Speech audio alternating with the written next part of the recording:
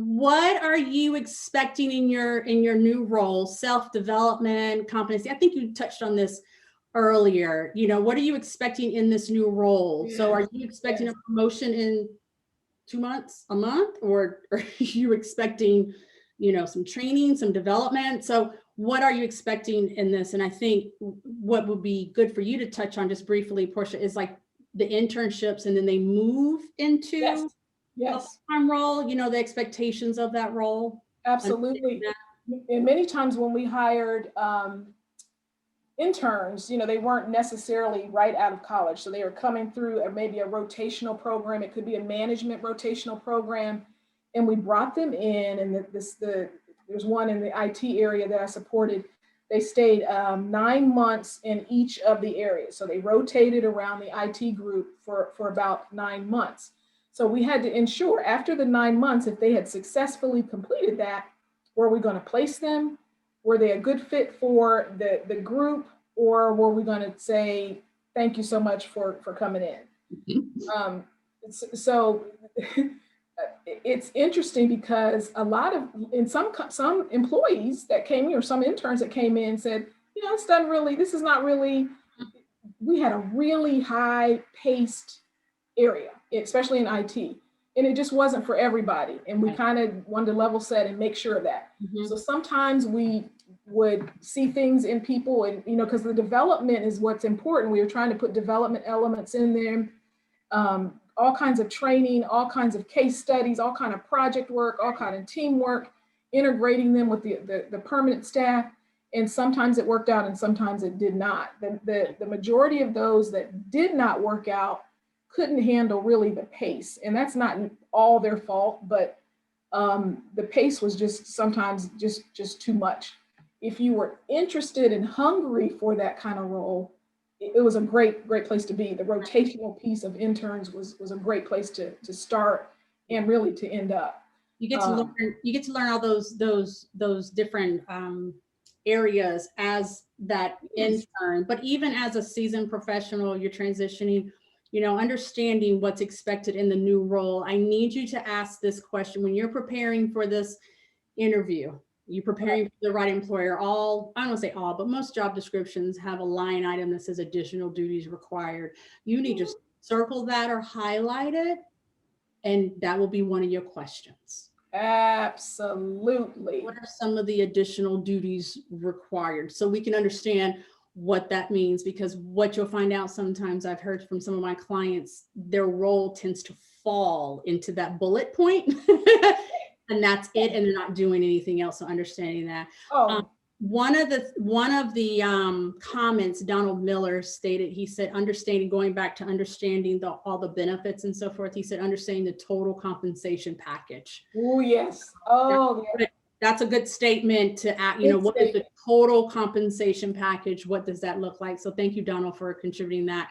And then Tracy Craig says, are you on a path to people management, or are you simply an individual contributor? Like, what is the expectation? What is your path that you're looking? That is so good, Tracy, because that will determine the kind of road we may put you on if you're in a rotational program. If you just want to be, and I shouldn't say just, because individual contributors save the company.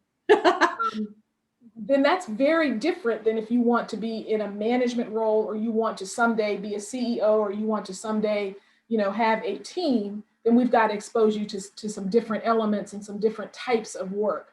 There's some basic things. I always tell people, when you come into a company, especially in the financial services, learn all you can. Learn. Don't just learn your piece of the world. Right. Learn how it fits within the whole organization, so you can speak to all of it.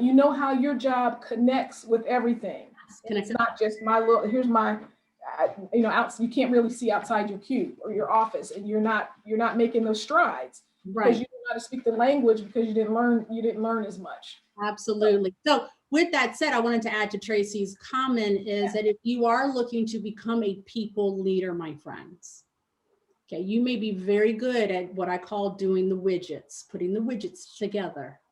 But now if you're being asked or you want to move to be a people leader, it's a whole different world. It Okay. is. You're leading people, emotional creatures. Okay.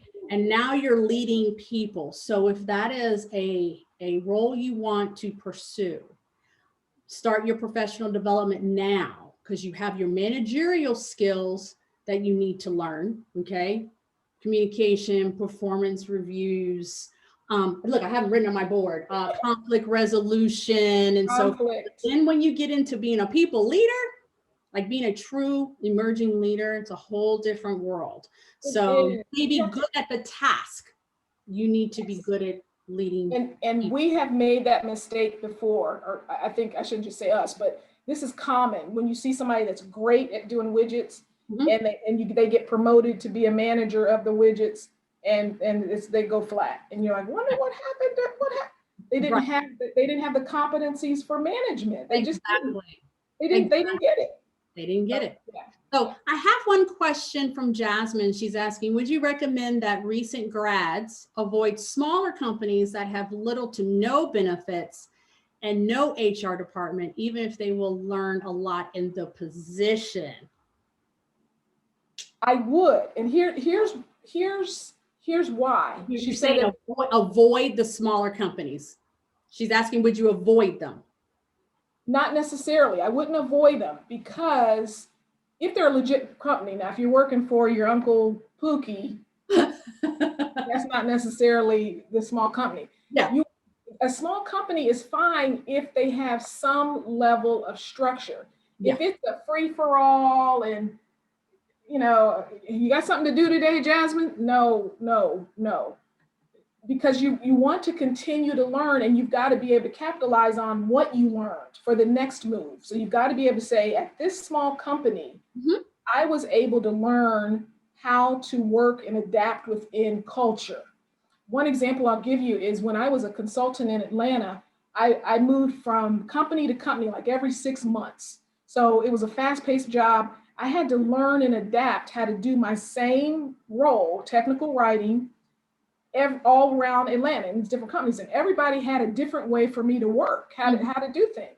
So I had to learn from what I was doing at other companies and say, okay, this is how it worked here. They want me to change and do it over here differently. But I was able, my confidence grew.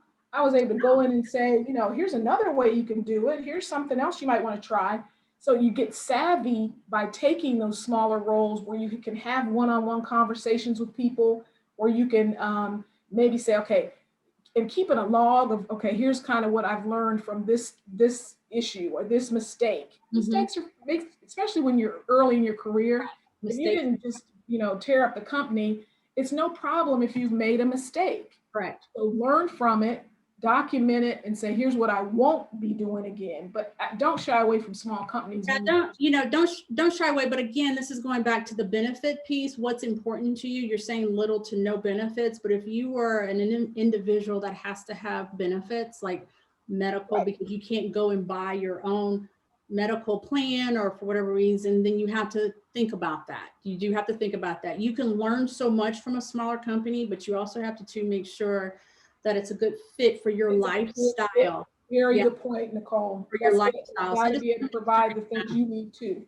Yeah. So, Tracy's saying sometimes small companies give you a chance to take on more, especially if you're willing. Absolutely. Absolutely. Move around a little bit. Yeah. But be sure they have some structure, like Portia said, make sure there's some structure. So one of the points I just want to point out is, how to separate yourself from the pack. For my college grads, for my graduate students, real quick, try to do internships, get into some good internships to where, as Portia said, there's some type of rotation. You can learn the ins and out of how the company works, how they actually make that impact. How you make that impact within that department, do different internships, but also to volunteering. If you can volunteer and volunteer in the community, if there's opportunity to volunteer within an organization, do that as well, because these are resume builders, but it's also two great skill builders. Let me tell you, when you volunteer in a community organization, you learn a lot within a community organization, learning how to work with different personalities, different people, and just seeing how different people maneuver. Okay. So have yourself stand out from the pack, because those are our resume builders. But absolutely. So moving now to acing the interview. You got the interview. You ready to go. Okay. So we talked about, preparing a little bit and choosing that right employer. You applied, you now have the interview. Just some tips, Portia, on now preparing, because it's different now. And I think we want to state that they're interviewing now differently because of COVID. Yes. Doing it this way via Zoom, but you can still prepare, wear the right attire and so forth. So let's jump into that a little bit. So what are some tips in regards to preparing to ace that interview? What do you have? Preparing to ace the interview. One we've talked about is having the confidence to say, okay, I can do this. I can do this, and I can do this over Zoom. I'm gonna do well. So you got to believe that you can. You'll be successful. Yep. But you want to do some research too on attire. Okay, so it's still a good thing for gentlemen or ladies to wear a jacket, even if you're interviewing over Zoom. They know you're at home or you're at the library or anything, but you want that clean, professional look, even no matter what the role is, even if the role isn't going to require that eventually. When you're presenting yourself initially, you want them to remember you as a very well put together candidate. They'll remember that, because everybody is not going to come prepared for some will look like they're going to a club afterwards. Some look like they're painting their father's house. Somebody's going to look like, well, this is COVID, I don't have to do all that. But you want to give that kind of impression, at least from an appearance, because when you're put together well, you speak well, you sit up different, you carry yourself well.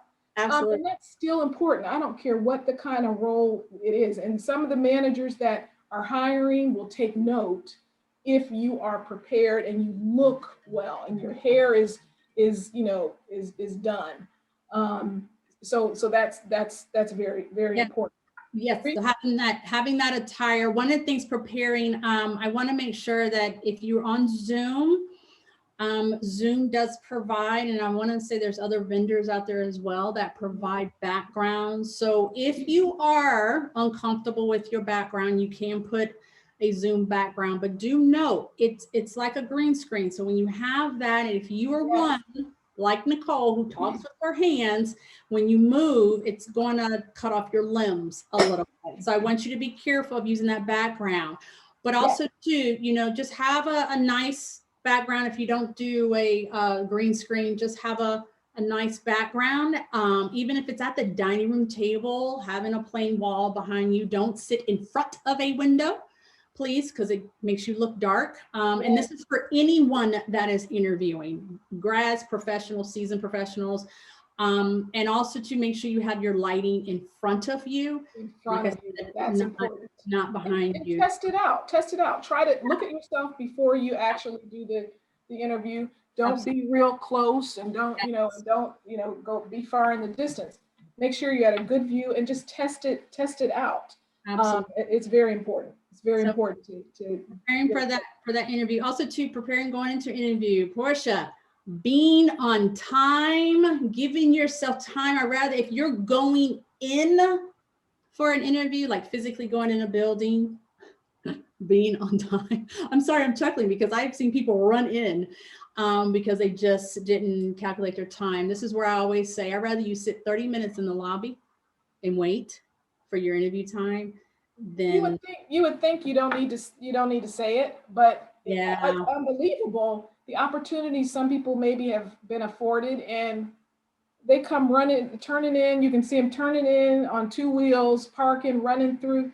You have to plan for something to go wrong. You have to plan something might go wrong. So I'm leaving way in advance. Right. if you're really wanting the job, I'm just, sometimes I'm baffled, like, did they really want the job? Yeah, it's Right. Ken says on the chat, he says it sets the tone, you come in rushing, rushing, you got your adrenaline running through you, you're out of breath, and your nerves Your and nerves are already, we already know we right, have to account for nerves. People are right, going to be nervous. In your head, you can't get your thoughts together. And, oh, what was I going to start with? I was going to start with, yeah. it allows you just to calm yourself down when you arrive Take a little bit early. take a deep Mhm. breath. So, asking the right questions during the interview. You must have questions, my friends. I don't care what level professional you are, new grad, seasoned professional, you have to have questions. My rule of thumb is to have at least it depends on how many people you're interviewing for, but I say at least come with 10 questions. I don't Oh, know easy, what your easy, easy. what 10 questions. What are some of the questions that they should be asking? What Absolutely. blew you away in your HR Oh world? my gosh.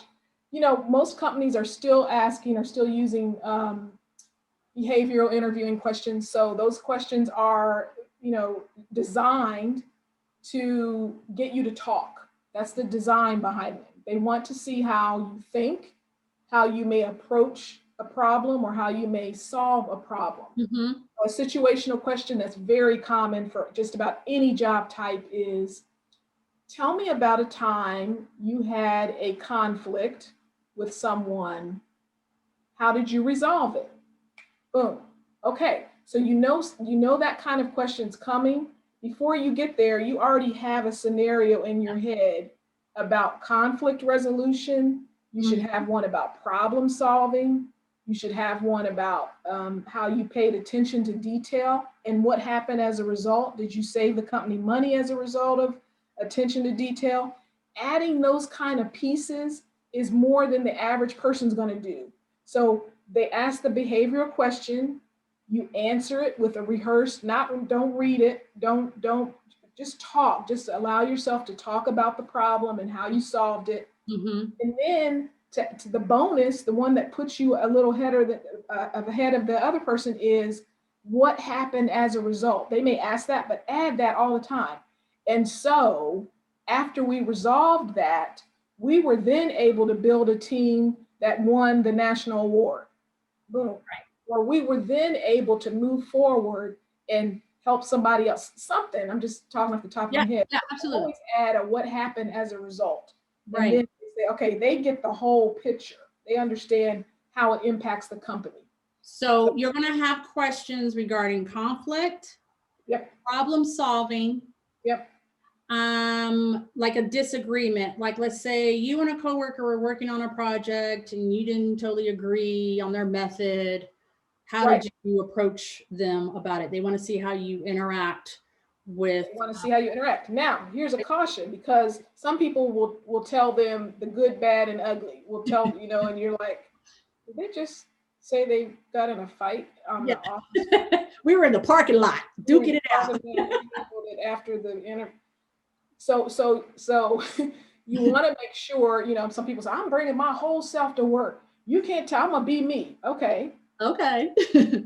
Okay, be you. The company's not ready for all of you probably, On the but first day. make sure it's an amenable resolve. So something that is favorable for you, that looks favorable, that looks like they would want you to represent who they are, and you believe in that. Exactly. So you always wanted to make it shine. Now, you can even talk about, say you say, I don't have anything. I don't know I don't know what to talk about. I don't have any examples. Talk about something you have seen then. So if you haven't, say you don't think you've resolved a conflict, which everybody has. I mean, you live in families, you've resolved conflict. Right. So say you can't think of anything. Talk about something you admire, or you've seen, or you've watched. You have to be ready for that. So I admire how I saw in a movie once, anything, just talk, because they want to just see how you think. They're not trying to get in your business necessarily. They just want to see how you think. Absolutely.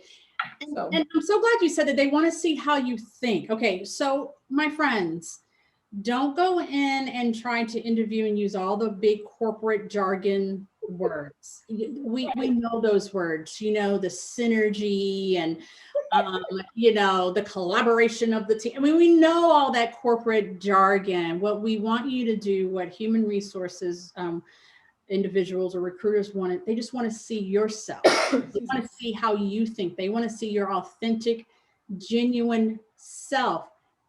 This is a chance, my friends, for you to go in and brag about yourself. oh, please say it Do it again. humbly, but you brag about yourself. This is where you are telling them how you can bring your strengths and your talents to this organization and help the organization's bottom line in a positive way. You're So how can you do that? How yes, can you do that? basically are telling them why they want you, and if they don't have you, what they're going to miss, in so many words.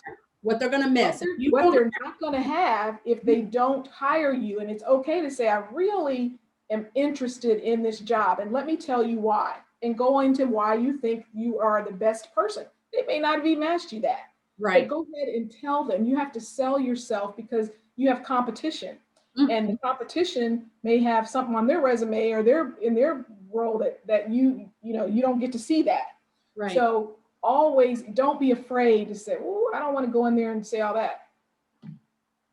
Yes, you do. You want to say it in a way that's very complimentary of yourself. I had the good fortune to.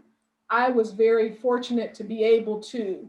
I'm so blessed that I got the opportunity to do this, this, and this. There's a gracious way to say something that puts you. I received 3 awards in a row. I've been able to get the top performance ratings the last 3 years in my previous role. And here's how I did it. So they want to know that. Yes. You don't want to bury that and they'll find out later. No, they won't. This is where, my friends, you should be doing this regardless if you're looking for another role, but you should you should keep a brag sheet.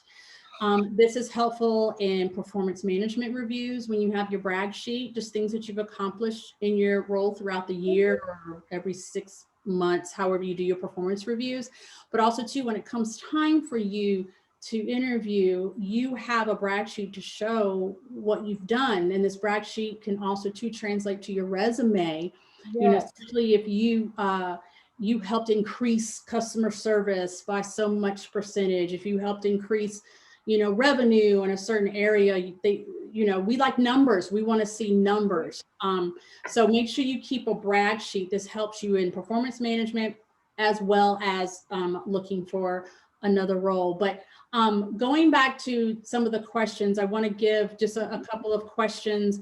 One of my favorite questions, especially in regards to 2020 and now going into 2021, is asking in regards to diversity and inclusion. Is there a diversity and inclusion initiative that the organization is participating in, or anything as such in regards to diversity and inclusion? Employee resource groups I can participate in, business resource groups. Yes.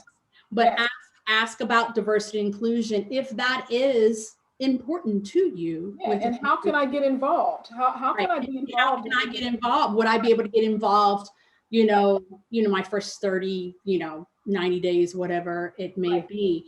But one of my other favorite, and Portia, I want you to give a couple of yours, is one of my other favorite is, so tell me, Portia, why do you like coming to work every day? So I'm the one being interviewed, but I'm asking the recruiter, whoever's interviewing me, why do they like coming to work every day? Because remember, they're not just interviewing you. That's right. You're interviewing them. Wow. So those are two of my favorite, rather. So Portia, what are a couple of your favorite questions? Oh my gosh. One that I think is real important, I like to hear is, tell me about, and this is the candidate asking, tell me about your performance management system and how you will appraise my performance. What will success look like? What will a successful business analyst look like? Yeah. And they're like, so they need to be able, if they're fumbling on that, if the, you know, well, you'll see when we get, no, they should be able, without divulging, proprietary information, they should be able to say, we have a system that looks at how you meet certain goals, how Right. you, okay, so then when you get in the job, you don't need to complain about, they didn't give me any feedback. Well, you want to ask for feedback, for one. This is another thing. Yeah. But if you ask in the interview, up front and can keep them honest with that. You can keep them honest. So yeah, absolutely. Asking for feedback. So performance management system, I like that question. And then tell me how your teams are put together. Something that will give you a sense of how you're working with your peers. Okay. Do I work really by myself? Is it a group effort? Is your rating dependent on, the guy that sits across the hall finishing his work? So those are decisions. Those are decisions you want to know before you get into it. Right. Also, that remind me of another question. Cross-functional teams. Yes. Do I work just within my team, or are we cross-functional? Is there cross-functional work? Because you could be, on a team, you're working with other departments and other teams, and you are all accountable for each other's work and yes. so projects. And I had a team one time in HR business partners. One was in Singapore, and their time zone is way crazy. Right. Than ours. Somebody's in India. We got 2 in Chicago and 1 in New York. Understand the time zones. Right. And I got a status report I need to give to my manager on Friday. And you all haven't met. So managing that kind of collaborative work is not easy, but that's the kind of stuff you have to figure out and have to do, right. And be willing to think about. Right. And that just reminded me too, my friends, if it's an employer that's global, what are the working hours? Because if you have a team that's in India, they're 8.5 hours ahead of Eastern time zone, Asia and so forth. So you have to make sure you understand. So these are just things that you need to ask. This is why I say you should have at least 10 questions.